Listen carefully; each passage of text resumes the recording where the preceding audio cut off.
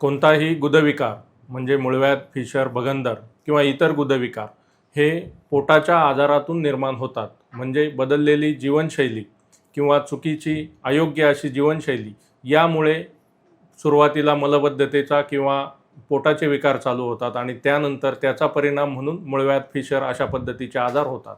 आणि हे सर्व टाळण्यासाठी केवळ 4 सूत्र जर आपण पाळली तर हा आजार निश्चित प्रकारे आपण त्याच्यापासून लांब जाऊ शकू. किंवा जर आजारावर उपचार घेतलेले असतील तर त्याचा पुनरुद्भव किंवा परत होण्याचं प्रमाण हे नक्कीच कमी होईल. त्यासाठी 1 नंबरला म्हणजे समतोल आहार. आपला आहार हा चौरस असला पाहिजे. त्याच्यामध्ये फायबरयुक्त पदार्थांचा जास्त समावेश असावा.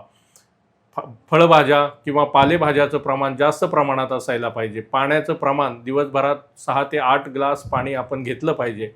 दररोजच्या जेवणामध्ये तुपाचं प्रमाण किंवा ताकाचं प्रमाण जास्त प्रमाणात पाहिजे. या सर्व गोष्टी पाळून समतोल आहार आपण जर घेतला, जीवनशैली आपली व्यवस्थित असली तर निश्चित पद्धतीने आपण या आजारांवर मात करू शकू. त्याचबरोबर दुसरं सूत्र म्हणजे नियमित व्यायाम.